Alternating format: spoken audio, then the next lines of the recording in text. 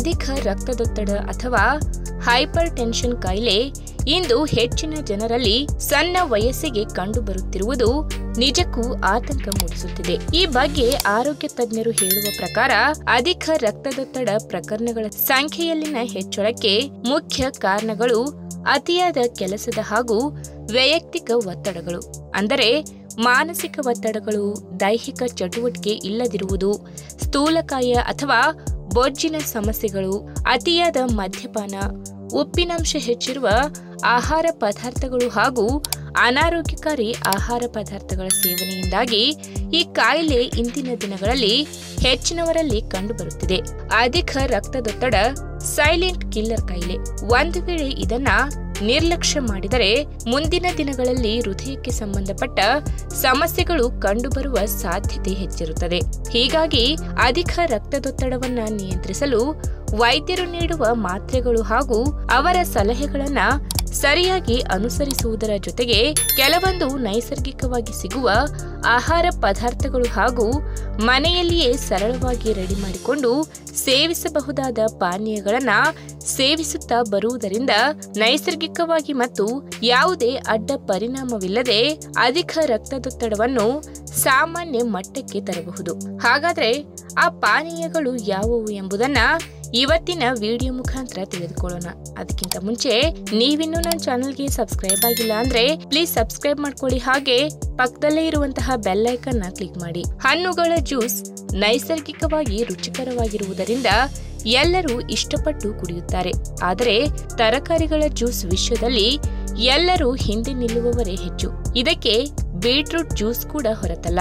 ಆದರೆ ನಿಮಗೆ ಗೊತ್ತಿರಲಿ, ಬೀಟ್ರೂಟ್ ನಲ್ಲಿ ಇರುವಂತಹ ನೈಟ್ರೇಟ್ ಎನ್ನುವ ಆರೋಗ್ಯಕಾರಿ ಅಂಶವು ರಕ್ತದೊತ್ತಡವನ್ನ ನಿಯಂತ್ರಣ ಮಾಡಲು ನೆರವಾಗುವುದು. ಹೀಗಾಗಿ ಅಧಿಕ ರಕ್ತದೊತ್ತಡದ ಕಾಯಿಲೆ ಇದ್ದವರು ದಿನಕ್ಕೊಂದು ಲೋಟ ಬೀಟ್ರೂಟ್ ಜ್ಯೂಸ್ ಕುಡಿದರೆ ಒಳ್ಳೆಯದು ಎಂದು ಆರೋಗ್ಯ ತಜ್ಞರು ಸಲಹೆ ನೀಡುತ್ತಾರೆ. ಇನ್ನು ಮೂಲಂಗಿ ಎಂದರೆ ಹೆಚ್ಚಿನವರು ಮುಖ ಸಿಂಡರಿಸಿ ಬಿಡುತ್ತಾರೆ. ಆದರೆ ನಿಮಗೆ ಗೊತ್ತಿರಲಿ, ಈ ತರಕಾರಿಯಲ್ಲಿ ಪ್ರಬಲ ಆಂಟಿ ಆಕ್ಸಿಡೆಂಟ್ಗಳು ಹಾಗೂ ಪೊಟ್ಯಾಷಿಯಂನಂತಹ ಖನಿಜಾಂಶಗಳು ಹೇರಳವಾಗಿ ಕಂಡುಬರುತ್ತದೆ. ಇವೆರಡು ಪೋಷಕಾಂಶಗಳು ಅಧಿಕ ರಕ್ತದೊತ್ತಡದ ಅಪಾಯವನ್ನು ಕಡಿಮೆ ಮಾಡಲು ನೆರವಿಗೆ ಬರುತ್ತದೆ. ಹೀಗಾಗಿ ರಕ್ತದೊತ್ತಡದ ಸಮಸ್ಯೆಯಿಂದ ಬಳಲುತ್ತಿರುವವರು ಮೂಲಂಗಿ ಜ್ಯೂಸ್ ಕುಡಿಯುವ ಅಭ್ಯಾಸ ಮಾಡಿಕೊಂಡರೆ ಒಳ್ಳೆಯದು. ಇನ್ನು ಅಗಸೆ ಬೀಜಗಳು ರಕ್ತದೊತ್ತಡವನ್ನ ನಿಯಂತ್ರಿಸುವಲ್ಲಿ ಎತ್ತಿದ ಕೈ. ಈ ಬಗ್ಗೆ ಸಂಶೋಧಕರು ಹೇಳುವಂತೆ ಪ್ರತಿದಿನ 30 ಗ್ರಾಂನಷ್ಟು ಅಗಸೆ ಬೀಜಗಳನ್ನ ಸೇವಿಸುತ್ತಾ ಬರುವುದರಿಂದ ಈ ಕಾಯಿಲೆಯನ್ನು ನಿಯಂತ್ರಣದಲ್ಲಿ ಇಟ್ಟುಕೊಳ್ಳಬಹುದು ಎಂದು ಆರೋಗ್ಯ ತಜ್ಞರು ಹೇಳುತ್ತಾರೆ. ಹೀಗಾಗಿ ರಕ್ತದೊತ್ತಡದ ಸಮಸ್ಯೆ ಇದ್ದವರು ನಿಯಮಿತವಾಗಿ ಅಗಸೆ ಬೀಜಗಳನ್ನ ಬಳಸುವುದು ಒಳ್ಳೆಯದು. ಇನ್ನು ರಕ್ತದೊತ್ತಡವನ್ನ ನಿಯಂತ್ರಣದಲ್ಲಿ ಇಟ್ಟುಕೊಳ್ಳಲು ವೈದ್ಯರು ನೀಡುವ ಬಿಪಿ ಮಾತ್ರೆಗಳನ್ನ ತೆಗೆದುಕೊಳ್ಳುವುದರ ಜೊತೆಗೆ ಹೃದಯಕ್ಕೆ ಮತ್ತು ರಕ್ತದೊತ್ತಡಕ್ಕೆ ಅತ್ಯಂತ ಸಹಕಾರಿಯಾಗಿರುವ ಟೊಮೆಟೊ ಹಣ್ಣಿನ ಜ್ಯೂಸ್ ಕುಡಿಯುವ ಅಭ್ಯಾಸ ಮಾಡಿಕೊಂಡರೆ ಬಹಳ ಒಳ್ಳೆಯದು. ಆದರೆ ನೆನಪಿಡಿ, ಟೊಮೆಟೊ ಹಣ್ಣಿನ ಜ್ಯೂಸ್ಗೆ ಯಾವುದೇ ಕಾರಣಕ್ಕೂ ಕೂಡ ಉಪ್ಪು ಹಾಗೂ ಸಕ್ಕರೆಯನ್ನ ಬೆರೆಸಿ ಸೇವನೆ ಮಾಡಬೇಡಿ. ಇನ್ನು ರಕ್ತದೊತ್ತಡವನ್ನ ನಿಯಂತ್ರಿಸಲು ಕಟ್ಟುನಿಟ್ಟಿನ ಆಹಾರ ಪದ್ಧತಿಯ ಜೊತೆಗೆ ಜೀವನ ಶೈಲಿಯ ಬದಲಾವಣೆಗಳೊಂದಿಗೆ ದೇಹದ ತೂಕವನ್ನು ಕೂಡ ನಿಯಂತ್ರಣದಲ್ಲಿ ಇಟ್ಟುಕೊಳ್ಳಬೇಕು. ಆದ್ದರಿಂದ ಪ್ರತಿದಿನ ವ್ಯಾಯಾಮ, ವಾಕಿಂಗ್, ಸೈಕ್ಲಿಂಗ್ ಇಂತಹ ದೈಹಿಕ ಚಟುವಟಿಕೆ ಇರುವಂತಹ ವ್ಯಾಯಾಮಗಳನ್ನು ಮಾಡುವ ಅಭ್ಯಾಸ ಮಾಡಿಕೊಳ್ಳಿ. ಇದರ ಜೊತೆಗೆ ಪ್ರತಿದಿನ ಧ್ಯಾನ, ಯೋಗಾಭ್ಯಾಸ, 7-8 ಗಂಟೆಗಳ ನಿದ್ರೆಯ ಮೂಲಕ ಒತ್ತಡವನ್ನ ನಿಯಂತ್ರಿಸಬಹುದು. ಮಧುಮೇಹ ಅಥವಾ ಸಕ್ಕರೆ ಕಾಯಿಲೆ ಎನ್ನುವುದು ದೀರ್ಘಕಾಲದ ಆರೋಗ್ಯ ಸಮಸ್ಯೆ. ಮನುಷ್ಯನಿಗೆ ಒಮ್ಮೆ ಕಾಣಿಸಿಕೊಂಡರೆ ಮತ್ತೆ ಆತನನ್ನ ಈ ಕಾಯಿಲೆ ಬಿಟ್ಟು ಹೋಗುವುದಿಲ್ಲ. ಹೀಗಾಗಿ ಈ ಕಾಯಿಲೆ ಕಾಣಿಸಿಕೊಳ್ಳುವ ಮುನ್ನವೇ ಆರೋಗ್ಯಕಾರಿ ಆಹಾರ ಪದ್ಧತಿ, ಮಾನಸಿಕ ಒತ್ತಡದಿಂದ ದೂರವಿದ್ದು ಆರೋಗ್ಯಕಾರಿ ಜೀವನ ಶೈಲಿ, ಅಂದರೆ ಪ್ರತಿದಿನ ಆರೋಗ್ಯಕಾರಿ ಆಹಾರ ಪದ್ಧತಿ, ವ್ಯಾಯಾಮ, ನಡಿಗೆ, ಧ್ಯಾನ ಅಥವಾ ಯೋಗಾಭ್ಯಾಸಗಳನ್ನು ಮೈಗೂಡಿಸಿಕೊಂಡರೆ ಮಾತ್ರ ಈ ಕಾಯಿಲೆಯಿಂದ ದೂರವಿರಬಹುದು. ಹಾಗಾದರೆ ಈಗಾಗಲೇ ಈ ಕಾಯಿಲೆ ಅಂಟಿಸಿಕೊಂಡವರು ಯಾವೆಲ್ಲ ಬಗೆಯ ವಿಟಮಿನ್ ಕೆ ಅಂಶ ಹೆಚ್ಚಿರುವ ತರಕಾರಿಗಳನ್ನು ಸೇವನೆ ಮಾಡಬೇಕು ಎಂಬುದನ್ನು ಇವತ್ತಿನ ವಿಡಿಯೋ ಮುಖಾಂತರ ತಿಳಿದುಕೊಳ್ಳೋಣ. ಅದಕ್ಕಿಂತ ಮುಂಚೆ ನೀವಿನ್ನೂ ನಮ್ಮ ಚಾನಲ್ಗೆ ಸಬ್ಸ್ಕ್ರೈಬ್ ಆಗಿಲ್ಲ ಅಂದರೆ ಪ್ಲೀಸ್ ಸಬ್ಸ್ಕ್ರೈಬ್ ಮಾಡ್ಕೊಳ್ಳಿ, ಹಾಗೆ ಪಕ್ಕದಲ್ಲೇ ಇರುವಂತಹ ಬೆಲ್ ಐಕನ್ನ ಕ್ಲಿಕ್ ಮಾಡಿ. ಬ್ರೋಕೊಲಿ ಹಲವಾರು ರೀತಿಯ ಪೋಷಕಾಂಶಗಳಿಂದ ಕೂಡಿದ ತರಕಾರಿಯಾಗಿದೆ. ಇದನ್ನು ಕನ್ನಡದಲ್ಲಿ ಕೋಸುಗಡ್ಡೆ ಎಂದು ಕೂಡ ಕರೆಯಲಾಗುತ್ತದೆ. ಪ್ರಮುಖವಾಗಿ ಈ ತರಕಾರಿಗಳಲ್ಲಿ ಕಬ್ಬಿನಾಂಶ, ನಾರಿನಾಂಶ, ಪ್ರೋಟೀನ್, ಕ್ಯಾಲ್ಸಿಯಂ, ಸೆಲೆನಿಯಂ ಮತ್ತು ಮ್ಯಾಗ್ನೀಷಿಯಂ ಅಧಿಕ ಪ್ರಮಾಣದಲ್ಲಿ ಕಂಡುಬರುವುದರ ಜೊತೆಗೆ ವಿಟಮಿನ್ ಕೆ ಅಂಶ ಕೂಡ ಯಥೇಚ್ಛವಾಗಿ ಸಿಗುತ್ತದೆ.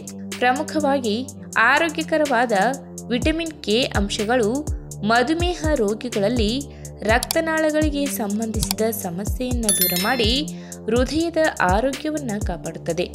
ಜೊತೆಗೆ ರಕ್ತದಲ್ಲಿ ಸಕ್ಕರೆ ಮಟ್ಟ ಏರುಪೇರು ಆಗದಂತೆ ನೋಡಿಕೊಳ್ಳುತ್ತದೆ. ಇನ್ನು ಕೇಲ್ ಎಲೆಯಲ್ಲಿ ಮನುಷ್ಯನ ಆರೋಗ್ಯಕ್ಕೆ ಬೇಕಾಗುವ ಎಲ್ಲ ಬಗೆಯ ಪೌಷ್ಟಿಕ ಸತ್ವಗಳು ಕೂಡ ಕಂಡುಬರುತ್ತದೆ.